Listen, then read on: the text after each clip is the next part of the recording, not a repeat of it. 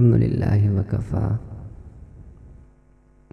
وسلام علی عباده الذین اصطفى اما بعد اعوذ باللہ من الشیطان الرجیم بسم اللہ الرحمن الرحیم الذین یؤمنون بالغیب ویقیمون الصلاة ومما رزقناهم ينفقون وقال النبي صلى الله عليه وآله وسلم جعلت قرة عيني في الصلاة أو كما قال عليه الصلاة والسلام اللهم صل على سيدنا محمد وعلى آل سيدنا محمد وبارك وسلم اللهم صل على سيدنا محمد وعلى آل سيدنا محمد وبارك وسلم اللهم صل على سيدنا محمد وعلى آل سيدنا محمد وبارك وسلم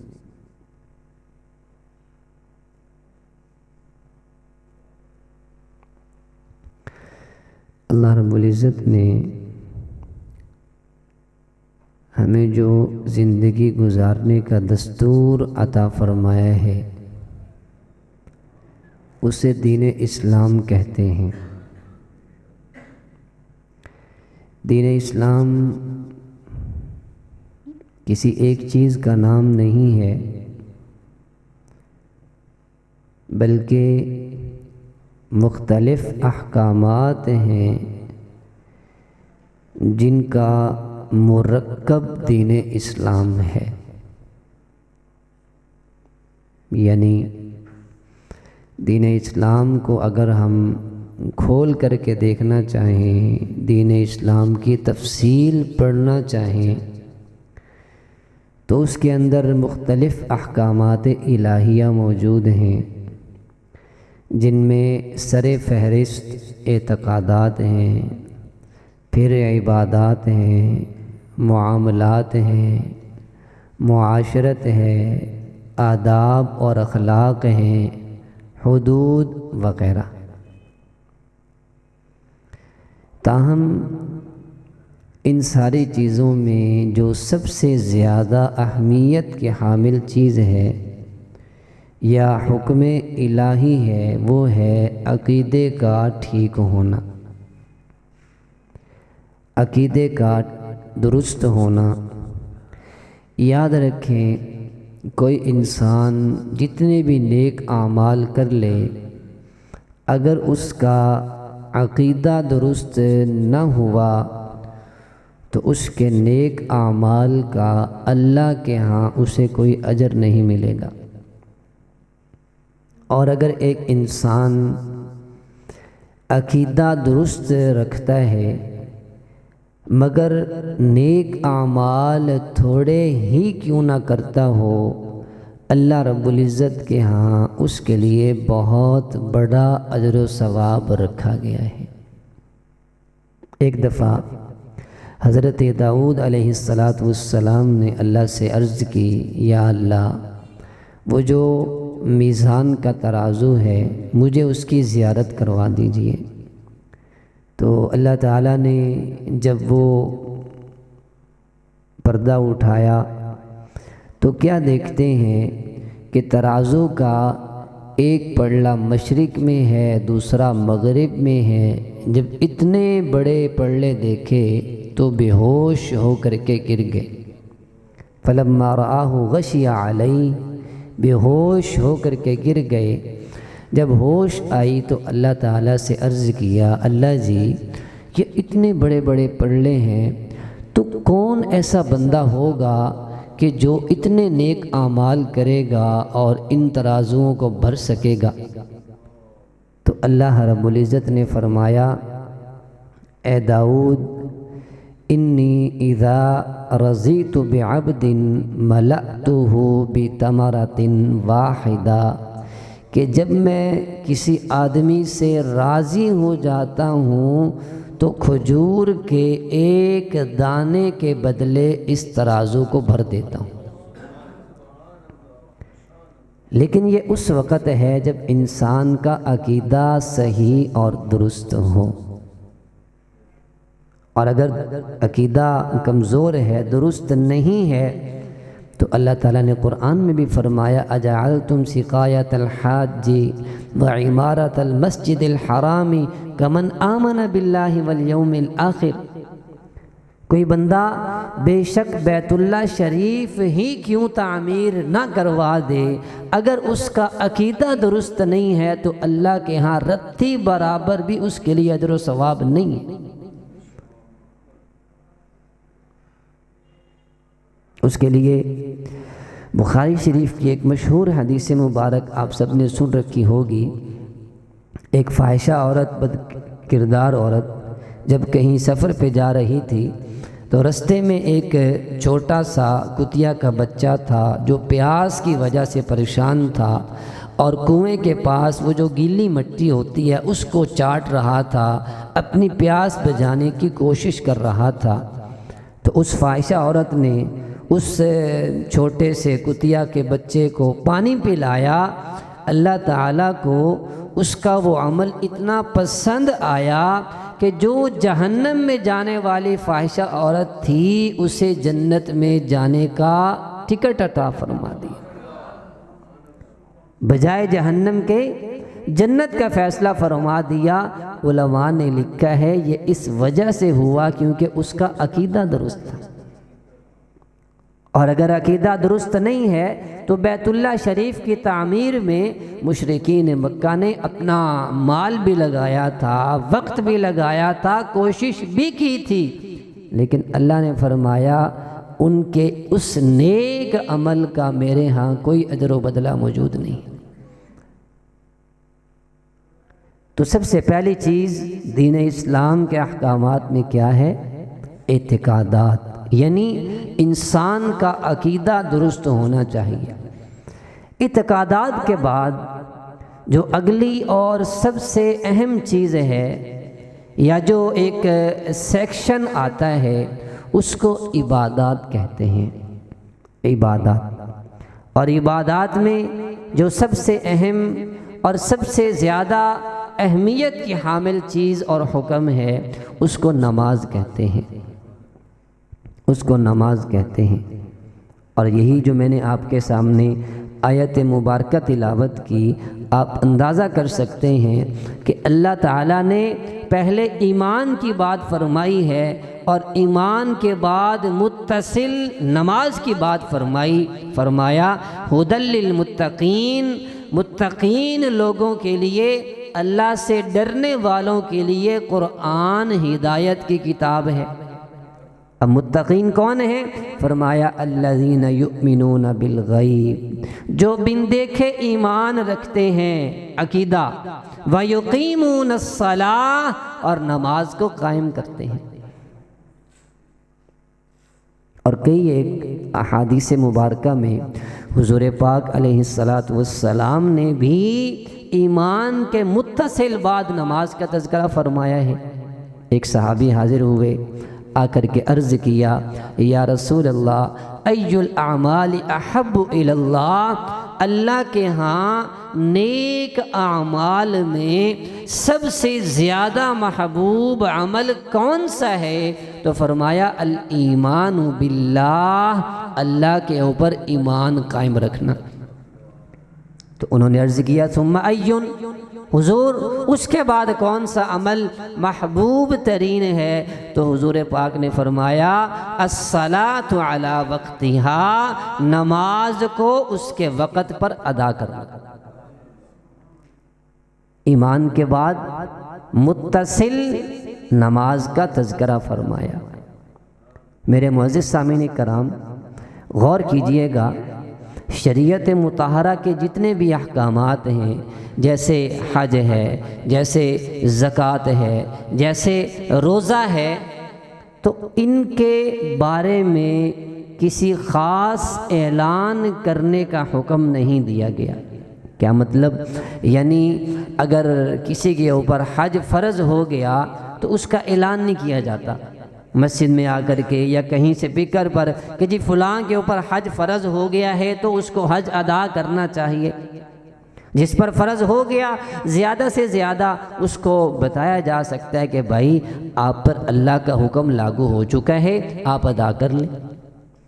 اور اگر زکوٰۃ ہے تو اس کے بارے میں بھی علماء بتا دیتے ہیں اعلان کا حکم نہیں دیا گیا، اور روزے کے بارے میں بھی یہی سلسلہ ہے، اس کے بارے میں بھی اعلان کا حکم یہ تو ہم نے بنایا ہوا ہے نا، یہ ہمارے قریبی پہاڑی ہے، رمضان بھی قریب ہے، گولا چھٹنے دے روزہ، ہاں جی روزہ افطار ہوگا، روزہ سے وہ تو میں نے اور آپ نے یہ سلسلہ کیا ہوا ہے، شریعت کی طرف سے یہ حکم لاگو۔ باہر کے ممالک میں جہاں پر یہ سلسلہ نہیں ہے تو وہاں پر افطاری کیسے ہوتی ہے، وہاں پر سحری کیسے ہوتی ہے؟ وہ لوگ تو گولے کا انتظار نہیں کرتے، یہ جو وہ بیل بجتی ہے، وہ ہوکر بجتا ہے، اس کا انتظار۔ تو میں عرض کر رہا ہوں کہ شریعت کے جتنے بھی احکامات ہیں وہ لاگو تو ہیں ہمارے اوپر، لیکن جب لاگو ہوتے ہیں تو ان کا اعلان نہیں کیا جاتا۔ لیکن انہی احکامات میں نماز ایک ایسا حکم ہے کہ جب وہ ہمارے اوپر لاگو ہو جاتا ہے تو ایک دفعہ نہیں، دو دفعہ نہیں، تین دفعہ نہیں، بلکہ ایک دن میں اس حکم کو پورا کرنے کے لیے 5 دفعہ اللہ اعلان کرواتے ہیں۔ اپنے بندوں میں سے کسی منتخب بندے کو، چنے ہوئے بندے کو اپنے بندوں میں سے لیتے ہیں، اسے توفیق عطا فرماتے ہیں، وہ مسجد میں آتا ہے اور آ کر کے اللہ اکبر کی صدا لگاتا ہے، حی علی الصلاۃ حی علی الفلاح کے ذریعے سے اعلان کرتا ہے کہ لوگو متوجہ ہو جاؤ، اللہ کے حکم کو پورا کرنے کا وقت ہو چکا ہے۔ اور صرف یہ نہیں کہ اذان دی جاتی ہے اور بس نہیں، بلکہ جب جماعت کا وقت ہو جاتا ہے صفیں باندھ دی جاتی ہیں، امام صاحب مصلی پر آ جاتے ہیں، صفیں سیدھی ہو جاتی ہیں، وہی مؤذن، وہی خوش نصیب بندہ جو اذان دے چکا ہوتا ہے وہ دوبارہ اقامت کہتا ہے، تکبیر کہتا ہے اور اعلان کرتا ہے قد قامت الصلاۃ قد قامت الصلاۃ، او اللہ کے بندو نماز کھڑی ہو چکی ہے، اس کی طرف توجہ کر لو۔ اور دوسری بات، شریعت کے جتنے بھی احکامات ہیں ان کے اندر کسی کے اوپر لاگو کرنے کے بارے میں بلوغت کا ضروری ہونا ہے۔ کیا مطلب؟ یعنی جو بچہ بالغ ہوگا تو اس کے اوپر حج لاگو ہوگا، اگر وہ مالدار ہے، اگر مالدار ہے تو اس پر زکوٰۃ لاگو ہوگی، اس پر روزہ لاگو ہوگا۔ اس کے لیے شرط ہے کہ وہ آدمی کیا ہو؟ بالغ ہو۔ جب وہ بالغ ہوگا تو شریعت کے احکامات اس پر لاگو ہو جائیں گے، اور جب وہ بالغ نہیں ہے تو اس وقت تک نہ اس پر حج لاگو ہے، نہ اس پر روزہ لاگو ہے، نہ اس پر زکوٰۃ لاگو ہے۔ لیکن آپ غور کیجئے گا کہ جب نماز کی باری آئی تو اللہ تعالیٰ نے اس کے لیے صورتحال کو مختلف فرما دیا۔ حضور پاک علیہ السلام نے ارشاد فرمایا مروا اولادکم بالصلاۃ وہم ابناء 70، کہ اپنی اولاد کو نماز کا حکم کرو جبکہ وہ 7 سال کی عمر کو پہنچ جائیں۔ بلوغت کی بات نہیں کی کہ جب وہ بالغ نہیں، فرمائے جب 7 سال کی عمر ہو جائے گی تو ماں باپ کو چاہیے کہ بچوں کو نماز کے لیے تیار کریں۔ اور اس سے بھی آگے بڑھ کر کے فرمایا وَاضْرِبُوهُمْ عَلَيْهَا وَهُمْ أَبْنَاءُ 10، اور ان کی مار پیٹائی کرو جب وہ 10 سال کے ہو جائیں اور نماز میں سستی کا شکار رہیں۔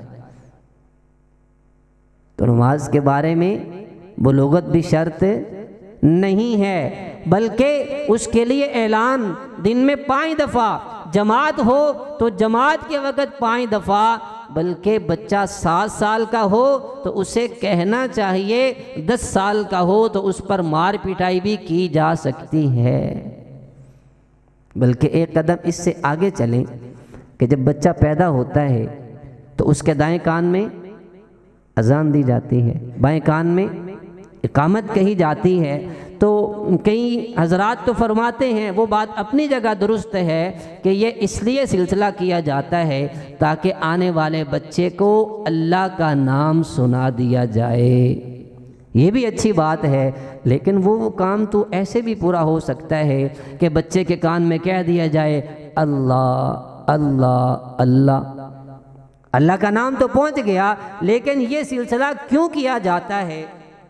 تو اللہ والوں نے بڑا ایک عجیب نکتہ بیان فرمایا کہ یہ سلسلہ شاید اس لیے بھی کیا جاتا ہے، اس کے دائیں کان میں اذان، بائیں کان میں اقامت کہی جاتی ہے کہ بچہ اذان بھی ہو چکی ہے، اقامت بھی ہو چکی ہے، جب تم بڑے ہو جاؤ گے تو نماز کے حکم کے بارے میں سستی کا شکار نہیں ہونا۔ اور یہ بات کوئی من گھڑت نہیں، یہ کسی بزرگ کی ہوئی بات نہیں، بلکہ اس پر قرآن پاک کی دلیل موجود ہے۔ حضرت مریم علیہ السلام عفیفہ، پاک دامنہ، مطہرہ تھی، لیکن اللہ کا امر غالب آیا، اللہ کے حکم سے وہ حاملہ ہو گئیں۔ جب حاملہ ہوئیں تو بڑی پریشان ہو گئیں کہ میرے ساتھ کسی مرد کا ملاپ نہیں ہو چکا، میرے ماں باپ بڑے پاکیزہ لوگ، میرا خاندان بڑا اونچے درجے کا خاندان، یہ بستی والے کیا کہیں گے، لوگ کیا کہیں گے؟ اسی پریشانی کے عالم میں تھیں کہ وقت گزرتا گیا حتیٰ کہ ولادت کا وقت قریب آ گیا۔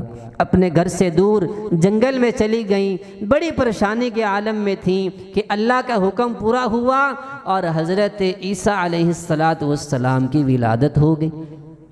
اب اور کہیں تو جا نہیں سکتی تھی، عورت ذات تھی، تو سوچا کہ اب میں گھر جاؤں، جانے کے لیے تیار تو ہو گئی، لیکن دل کے اندر ہزاروں خیالات تھے، ہزاروں وساوس تھے کہ لوگ یہ کہیں گے، لوگ یہ باتیں کریں گے میرے بارے میں، میری والدہ کے بارے میں، میرے والد کے بارے میں، میرے خاندان کے بارے میں، اور میری عزت تار تار کر دی جائے گی، میرے خاندان کی عزت خاک میں ملا دی جائے گی، میں کروں تو کیا کروں؟ یہ باتیں سوچ ہی رہی تھیں۔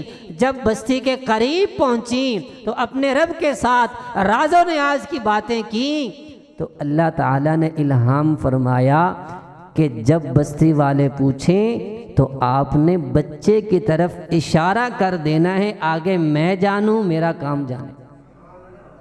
جب بستی پہنچی تو بستی والوں نے تو وہی باتیں کی، یا اخت ہارون ما کان ابوک امرأ سوء وما کانت امک بغیہ، اے ہارون کی بہن، یعنی جب بہن کے اوپر اللہ نہ کرے کوئی تہمت لگتی ہے تو سب سے پہلے بھائی کی عزت خاک میں ملتی ہے۔ اے ہارون کی بہن ہو کر کے تم سے یہ کیسی حرکت سرزد ہو گئی، یہ کیسا کام سرزد ہو گیا؟ فَأَشَارَتْ إِلَيْهِ، تو حضرت مریم علیہ السلام نے حضرت عیسیٰ کی طرف اشارہ کیا۔ جب ادھر اشارہ کیا تو قوم والے کہنے لگے، قالوا کیف نکلم من کان فی المہد صبیا، جو ابھی آپ کی گود میں بچہ موجود ہے وہ کیسے بات کر سکتا ہے، وہ کیسے کلام پر قدرت رکھ سکتا ہے؟ ابھی یہ باتیں کر ہی رہے تھے کہ حضرت عیسیٰ علیہ السلام اللہ کے حکم سے گویا ہو گئے۔ قال انی عبد اللہ آتانی الکتاب وجعلنی نبیا وجعلنی مبارکا اینما کنت واوصانی بالصلاۃ۔ بچہ پہلے دن کا ہے، پہلی دفعہ اپنی ماں کی گود میں گفتگو کر رہے ہیں، فرمایا انی عبد اللہ، میں اللہ کا بندہ ہوں، آتانی الکتاب، اللہ نے مجھے کتاب عطا فرمائی ہے، آتانی الکتاب وجعلنی نبیا، اللہ نے مجھے نبی بنایا ہے، وجعلنی مبارکن اینما کنت، میں جہاں بھی چلا جاؤں گا اللہ مجھے برکت عطا فرمائیں گے، واوصانی بالصلاۃ، اللہ نے مجھے نماز کا حکم دیا ہے۔ نماز کی اہمیت ایک عام سی بات ہے، ہمارے یہ چھوٹے چھوٹے بچے ہیں، مسجد میں آتے ہیں، کوئی اپنے والد کے ساتھ، کوئی اپنے بڑے بھائی کے ساتھ نماز پڑھتے ہیں۔ اب نماز میں جب ہم اتحیات میں، آخری اتحیات میں بیٹھتے ہیں، درود شریف کے بعد اور سلام پھیرنے سے پہلے ایک دعا پڑھتے ہیں، بڑے بھی پڑھتے ہیں، چھوٹے بھی پڑھتے ہیں، اور دعا کیا ہوتی ہے؟ ربی جعلنی، پڑھیے، ربی جعلنی مقیم الصلاۃ، اے اللہ مجھے نماز قائم کرنے والا بنا۔ اب ایک بالغ آدمی ہے، شادی شدہ ہے، جس کی اولاد بھی موجود ہے، وہ تو دعا پڑھے تو بات سمجھ میں آتی ہے، اے اللہ مجھے بھی نماز قائم کرنے والا بنا، وَمِن ذُرِّيَّتِي، اور میری ذریت، میری نسل، میرے بچوں کو بھی نماز قائم کرنے والا بنا دیجئے۔ ایک شادی شدہ آدمی یہ دعا پڑھتا ہے، بات سمجھ میں آتی ہے کہ اللہ اسے بچہ عطا فرمائیں گے، اللہ اس کو نسل عطا فرمائیں گے، یہ اس کے بارے میں دعا قبول ہو جائے گی۔ لیکن ایک 6 سال کا بچہ، 7 سال کا بچہ جو ابھی ہے ہی نابالغ، جب وہ بھی نماز پڑھتا ہے، آخری اتحیات کرتا ہے، تو وہ بھی یہی دعا پڑھ رہا ہوتا ہے، ربی جعلنی مقیم الصلاۃ، اے میرے پروردگار مجھے بھی نماز قائم کرنے والا بنا، وَمِن ذُرِّيَّتِي، اور جب بھی مجھے آپ نسل عطا فرمائیں گے تو اسے بھی نماز قائم کرنے والا بنا دیجئے۔ نماز کی اہمیت، اور میرے بھائیوں نماز صرف ہم نہیں پڑھتے، یعنی ہم کلمہ گو مسلمان، بلکہ نماز ہمارے ساتھ باقی مخلوقات بھی پڑھتی ہیں۔ کائنات کی ہر مخلوق نماز پڑھتی ہے۔ آپ حیران ہو رہے ہوں گے کہ میں کوئی کہانی سنا رہا ہوں، نہیں، کوئی من گھڑت بات بیان کر رہا ہوں، نہیں، میں قرآن عظیم الشان کی بات کر رہا ہوں۔ کل قد علم صلاتہ و تسبیحہ، دو باتیں جو انسان عبادت میں بھی کرتے ہیں اور باقی مخلوقات بھی ان کے ساتھ شامل ہوتی ہیں۔ پہلی عبادت کہ اللہ کا ذکر، اللہ کی یاد، جیسے انسان کرتے ہیں باقی مخلوقات بھی کرتی ہیں۔ جیسے مسلمان کلمہ گو نماز پڑھتے ہیں، ویسے باقی مخلوقات بھی نماز پڑھتی ہیں، طریقہ الگ الگ ہے۔ انسان جو کلمہ گو مسلمان ہیں وہ اپنے طریقے سے نماز پڑھتے ہیں، اور ان کی اپنے طریقے کی نماز ہے۔ حضرت مفتی قاری محمد طیب صاحب رحمۃ اللہ علیہ، محتمم دارالعلوم دیوبند، انہوں نے فرمایا کہ یہ جو نماز ہے ہم انسانوں کی اور مخلوقات کی، اس میں فرق اس بات کا ہے کہ اللہ نے جو ہمیں نماز عطا فرمائی ہے وہ کامل اور مکمل نماز ہے، جو باقی مخلوقات کو نماز عطا فرمائی ہے وہ مکمل اور کامل نہیں ہے۔ کیا مطلب؟ یعنی جو ہم نماز پڑھتے ہیں اس میں قیام بھی ہے، اس میں رکوع بھی ہے، اس میں سجدہ بھی ہے، اس میں اتحیات بھی ہے، ہم سلام پھیر کر کے نماز سے باہر نکلتے ہیں، یہ والی باتیں مکمل طور پر باقی مخلوقات کی نماز میں نہیں ہیں۔ درخت ہیں تو وہ صرف قیام کے اندر کھڑے ہیں، ان کی یہی نماز ہے، کل قد علم صلاتہ و تسبیحہ۔ جانور ہیں تو وہ جو جھکے ہوئے ہیں وہ رکوع کی حالت میں ہیں، پہاڑ ہیں تو وہ تحیات کی شکل میں ہیں، اور وہ جو چھوٹی چھوٹی مخلوقات حشرات الارض جن کو انسیکٹس کہتے ہیں، وہ جو زمین پر سر رکھ کے چلتے ہیں، وہ ہمیشہ کے لیے سجدے کی نماز میں لگے۔ تو میرے بھائیوں نماز تو باقی مخلوقات بھی پڑھتی ہیں، اور ہم انسان کلمہ گو مسلمان ہو کر کے بھی اگر نماز میں سستی اور غفلت کا شکار ہو جائیں تو پھر ہمارے کلمہ پڑھنے کا کیا فائدہ؟ میں مختصر بات کرتا ہوں۔ حضور پاک علیہ السلام نے نماز کی اہمیت کے بارے میں، بالخصوص نماز کے چھوڑنے کے بارے میں جو ارشادات فرمائے ہیں، کاش کہ ہمیں وہ سمجھ آ جائیں۔ ہماری، میں کہتا ہوں، زندگی جا سکتی ہے، ہم زندگی کو داؤ پر لگا سکتے ہیں، مگر نماز کو فوت نہ ہونے دیں۔ حضور پاک علیہ السلام نے پوری زندگی میں لگ بھگ 3 دفعہ بد دعا فرمائی ہے۔ میں سے حضور پاک رحمت للعالمین ہیں۔ حضور پاک نے کبھی کسی کو بد دعا نہیں دی، لیکن 3 موقع پر حضور پاک نے بد دعا فرمائی ہے۔ ان میں سے پہلا مقام بئر معونہ کو جو واقعہ ہوا تھا کہ وہاں کے لوگوں نے حضور پاک علیہ السلام سے سفارش کی تھی کہ ہمارے پاس قراء حضرات کی جماعت بھیجی جائے اور وہ ہمیں قرآن پاک کی تعلیم سے آراستہ و پیراستہ کر لیں۔ حضور پاک علیہ السلام نے 70 صحابہ کرام کو بھیجا تھا جو پائے کے اعلیٰ درجے کے قراء حضرات تھے۔ جب وہ وہاں تشریف لے کر کے گئے، ان ظالموں نے ظلم کا مظاہرہ کر لیا اور ان 70 کے 70 شہداء قراء کرام صحابہ کرام کو شہید کر دیا، قتل کر دیا۔ جب یہ خبر حضور پاک علیہ السلام تک پہنچی تو حضور پاک بڑے غمگین ہوئے، حضور پاک کا دل چور چور ہو گیا۔ حضور پاک پورا 1 مہینہ تک فجر کی نماز میں قنوت نازلہ پڑھ کر کے ان کے لیے بد دعا کرتے رہے، مسلسل لگاتار قنوت نازلہ پڑھتے فجر کی نماز میں اور ان کے لیے بد دعا فرماتے تھے۔ حالانکہ حضرت حمزہ رضی اللہ تعالیٰ عنہ حضور پاک کے چچا جان کتنی بے دردی سے ان کو شہید کیا گیا تھا اور حضور پاک پر کتنا غم کا مظاہرہ ہو چکا تھا، لیکن وہ غم بھی کم ہو گیا جب ان قراء کرام کی بات آئی تو حضور پاک نے قنوت نازلہ کا اہتمام فرمایا اور بد دعا فرمائی۔ اور دوسرا مقام حضور پاک علیہ السلام مکہ مکرمہ میں موجود ہیں، بیت اللہ شریف کے سامنے ہیں، نماز پڑھ رہے ہیں، سجدہ فرماتے ہیں تو لمبا لمبا سجدہ فرماتے ہیں۔ ابو جہل بھی کھڑا ہے، عقبہ بن معیط بھی کھڑا ہے، ابو لہب بھی کھڑا ہے، عتبہ اور شیبہ بھی کھڑے ہیں۔ ابو جہل بدبخت یہ الفاظ ادا کرتا ہے کہ یہ بڑے لمبے لمبے سجدے کر رہا ہے۔ عقبہ کو آواز دی کہ یہ قریب کی پہاڑیوں میں اونٹ اور اونٹنیاں ذبح ہو چکی ہیں، ان کی جو وہ اوجڑی ہوتی ہے، ان کی جو بچہ دانی ہے، ان کی جو آنتڑیاں ہیں وہ باہر نکلی ہوئی موجود ہوں گی، تم جاؤ اور وہ اٹھا کے لے آؤ۔ نعوذ باللہ ثم نعوذ باللہ ہم وہ حضور پاک کے اوپر پھینکتے ہیں۔ وہ بدبخت لے کر کے آیا اور ابو جہل نے یہ بدبختی کا مظاہرہ کیا۔ حضرت فاطمہ الزہرا رضی اللہ تعالی عنہ چھوٹی بچی تھیں، جب انہوں نے دیکھا تو ان کو بڑا افسوس ہوا، اپنے والد کو دیکھ کر کے اس حالت میں ان سے برداشت نہ ہوا۔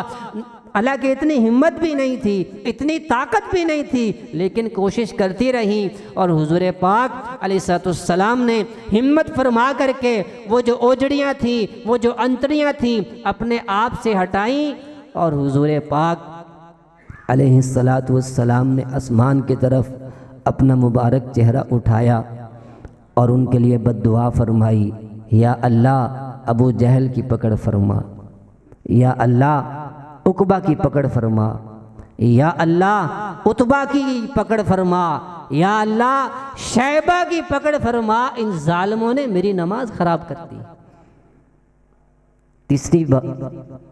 تیسرا منظر آپ جانتے ہیں، طائف کے سفر میں حضور پاک علیہ السلام پر کتنا ظلم کیا گیا تھا، حضور پاک کو لہو لہان کیا گیا۔ حضور پاک کے ساتھ وہ جو طائف کے 3 سرداروں نے بے رخی کا مظاہرہ کر لیا تھا، کیا وہ کم تھا؟ لیکن اس کے باوجود اللہ تعالیٰ کو جلال بھی آیا، فرشتے کو بھی بھیجا، میرے محبوب حکم فرمائیں تو ہواؤں کو چلا دوں، ان کو ختم کر کے رکھ دیں۔ عرض کی اللہ جی میں اس بات کی حق میں نہیں ہوں، محبوب حکم فرمائیں، یہ پہاڑوں کا فرشتہ موجود ہے، بس آپ نے ایک اشارہ فرمانا ہے، پہاڑ آپس میں ملیں گے اور ان کو ریزہ ریزہ کر کے کچل کے رکھ دیں گے۔ عرض کی یا اللہ میں اس بات پہ راضی نہیں ہوں، غزوہ احد کی طرف چلے جائیں۔ میرے بھائی جب حضور پاک کے مبارک چہرے مبارک ماتھے کے اوپر جب کسی ظالم نے پتھر پھینکا تھا اور آپ وسلم کا مبارک ماتھا لہو لہان ہو گیا تھا، حضور پاک نے بد دعا نہیں فرمائی۔ کسی ظالم نے جب تلوار سے حملہ کر لیا تھا، خود حضور پاک کے مبارک رخسار میں پھنس گئی تھی، کوئی صحابی نکالنے لگے تو ان کے دانت بھی ٹوٹ گئے تھے، حضور پاک نے بد دعا نہیں فرمائی۔ ایک ظالم نے پتھر مارا، وہ سیدھا حضور پاک کے مبارک چہرے پر مبارک لبوں پر لگا، آپ وسلم کا مبارک لب بھی زخمی ہو گیا، دانت مبارک بھی شہید ہو گئے۔ حضور پاک نے بد دعا نہیں فرمائی، صرف اتنا ارشاد فرمایا کیفا یفلح قوم شجوا نبیہم، یہ قوم کیسے کامیاب ہو پائے گی، یہ کیسے فلاح پا پائے گی کہ جنہوں نے اپنے محبوب اپنے نبی کی پیشانی کو بھی زخمی کر چھوڑا ہے۔ بد دعا نہیں فرمائی، لیکن ایک اور منظر دیکھیں، غزوہ خندق کا موقع ہے جب حضور پاک علیہ السلام خندق کے اندرلی جانب موجود ہیں، صحابہ کرام کو، حضور پاک کو کافروں نے محصور کر لیا، محاصرے میں لے لیا، لیکن آگے نہیں بڑھ پا رہے تھے کیونکہ درمیان میں خندق کا بہت بڑا خلا موجود تھا۔ ایک وقت آیا کہ ان ظالموں نے تیر اندازی کی اور اس تسلسل کے ساتھ کی، ایسی لگاتار تیر اندازی کی کہ حضور پاک علیہ السلام کی عصر کی نماز قضا ہو گئی۔ جب دیکھا تو سورج غروب ہو چکا تھا، حضور پاک علیہ السلام کو جلال آ گیا۔ یہ بات حضور پاک سے برداشت نہیں ہوئی، حضور پاک نے بد دعا کے لیے ہاتھ بلند فرما لیے اور آپ صلی اللہ علیہ وسلم نے ارشاد فرمایا، یا اللہ ملأ اللہ بیوتہم وقبورہم او اجوافہم نارا حبسونا عن الصلاۃ، اے اللہ ان کے گھروں کو، اے اللہ ان کی قبروں کو، اے اللہ ان کے پیٹوں کو جہنم کی آگ سے بھر دیجئے، ان ظالموں نے ہمیں نماز سے روک دیا ہے۔ میرے بھائیوں، یہ وہی نماز ہے جو معراج کی رات اللہ رب العزت نے اپنے محبوب کو زمین سے بلا کر ساتوں آسمانوں سے آگے کا سفر کروا کر کے عرش سے بھی اوپر بلا کر کے اپنے پاس بٹھا کر کے بطور تحفہ اور بطور ہدیہ عطا فرمائی تھی۔ یہ آپ کی کانفرنس کا نام بھی یہی ہے، اور یہ وہی تحفہ ہے جو حضور پاک علیہ السلام اللہ تعالیٰ سے اپنی امت کے لیے لے کر کے آئے تھے۔ میرے بھائیوں، شاید آپ لوگ یہ کہیں گے کہ ہم تو نماز پڑھتے ہیں تو ہمیں یہ کہا جا رہا ہے۔ سچی بات یہ ہے کہ جو نہیں پڑھتے وہ تو نہیں پڑھتے، جو ہم پڑھتے ہیں ہم بھی ویسے نہیں پڑھتے جیسے نماز پڑھنی چاہیے۔ حقیقت بات ہے، این نماز کی حالت میں ہوتے، رکوع اور سجدے کی حالت میں ہوتے ہیں، اور مسلمان بھائیوں کے بارے میں پلاننگ ہو رہی ہوتی ہیں، اس کو کیسے تنگ کرنا ہے، اس کو کیسے پریشان کرنا ہے، اس کے ساتھ کیسے ہوتا نہیں ہے۔ بے حیائی کے خیالات، فحاشی کے خیالات این سجدے کی حالت میں آ رہے ہوتے ہیں۔ میرے بھائی، نوجوان کہتے ہیں ہم نماز پڑھتے ہیں، اللہ تعالیٰ تو قرآن میں فرماتے ہیں نماز بے حیائی سے روکتی ہے۔ ہم مسجد سے باہر نکلتے ہیں، ہماری آنکھیں کنٹرول میں نہیں ہوتی، ہماری زبان کنٹرول میں نہیں ہوتی، ہمارے خیالات کنٹرول میں نہیں ہوتے، تو کیا نماز کی کمزوری؟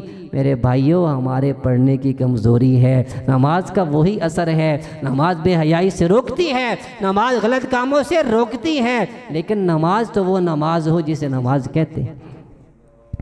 جو میں سر بسجدہ کبھی ہوا تو زمین سے آنے لگی صدا، جو میں سر بسجدہ کبھی ہوا تو زمین سے آنے لگی صدا، تیرا دل تو ہے صنم آشنا، تجھے کیا ملے گا نماز میں، تیرا دل تو ہے صنم آشنا، تجھے کیا ملے گا نماز میں۔ جس ضرب سے دل ہل جاتے تھے، آذان تو اب بھی ہوتی ہے مسجد کی فضا میں اے انور، آذان تو اب بھی ہوتی ہے مسجد کی فضا میں اے انور۔ جس ضرب سے دل ہل جاتے تھے وہ ضرب لگانا بھول گئے، جس دور پہ نازاں تھی دنیا اب ہم وہ زمانہ بھول گئے، دنیا کی کہانی یاد رہی اور خود ہوش میں آنا بھول گئے۔ اللہ تعالیٰ سے دعا ہے اللہ تعالیٰ ہمیں ان باتوں کو سمجھنے کی، ان پر عمل کرنے کی توفیق عطا فرمائے۔ وآخر دعوانا ان الحمد للہ رب العالمین۔